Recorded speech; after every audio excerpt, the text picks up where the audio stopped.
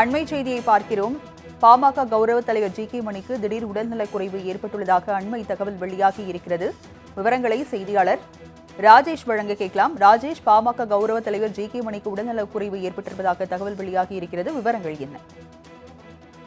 ராஜலட்சுமி, சேலம் மேற்கு தொகுதி எம்எல்ஏவாக இருக்கக்கூடிய அருள் அவர்களை தொடர்ந்து தற்பொழுது ஜி.கே. மணி, அதாவது பாமகவினுடைய கௌரவ தலைவராக இருக்கக்கூடிய ஜி.கே. மணி சென்னை வானகரத்தில் இருக்கக்கூடிய அப்போலோ மருத்துவமனையில் அனுமதிக்கப்பட்டிருக்கிறார்.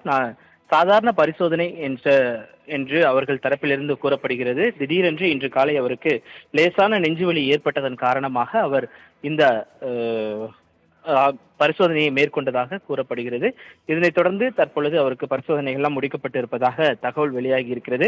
ஏற்கனவே பாமகவை பொறுத்த வரைக்கும் ஒரு குழப்பமான ஒரு சூழல் என்பது தொடர்ச்சியாக நிலவி வரக்கூடிய சூழ்நிலையில் அன்புமணி ராமதாஸை பொறுத்த வரைக்கும் பல்வேறு மாவட்டங்களில் சென்று பொதுக்குழு உறுப்பினர்கள் கூட்டத்தை அவர் தொடர்ச்சியாக நடத்தி வருகிறார். இந்த நிலையில்தான் நாளைய தினத்தில் அவர் சேலம், தர்மபுரி ஆகிய 2 மாவட்டங்களுக்கு சென்று அங்கு பொதுக்குழு கூட்டத்தை நடத்த இருக்கிறார். அந்த கூட்டத்தில் நிச்சயமாக சேலம் மேற்கு தொகுதியாக இருக்கக்கூடிய சேலம் அருள் மற்றும் ஜி.கே. மணி ஆகியோர் கலந்து கொள்ளாக வேண்டிய ஒரு நிர்பந்தம் இருக்கிறது.